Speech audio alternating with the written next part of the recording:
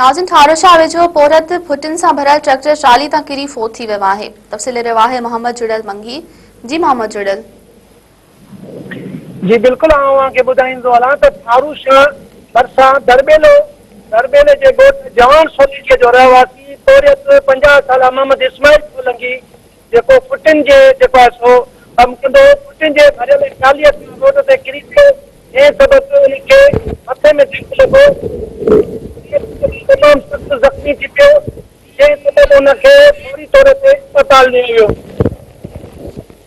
उन्हनि जी ॿुधायो त भाउ ट्रैक्टर ट्रालीअ ते मज़दूरी कंदो हो जेको फुटी जे ट्राली भरियल कारखाने ॾांहुं लाहिण लाइ वञी रहियो हो त ट्रालीअ मथां वेठो हो जितां रस्ते मां हथु निकिरी वञण जे करे हू जेको आहे सो रोड ते किरी पियो जंहिंखे मथे में धकु लॻो जंहिं सबबु ज़ख़्मी थी पियो जंहिंखे पूरी तौर ते गंदी जोगी हालत में अस्पताल लियो पियो वियो त रस्ते में ज़ख़्मनि जा सूर न सहंदे हू फोत थी वियो। छोटी पोरे ते लाश घर पहुचण ते रोड ॾाढो थी वियो ऐं इलाइक़े में सोग जी लहर छांइजी वई आहे। जी मोहम्मद जुड़ल, तव्हांजी महिरबानी।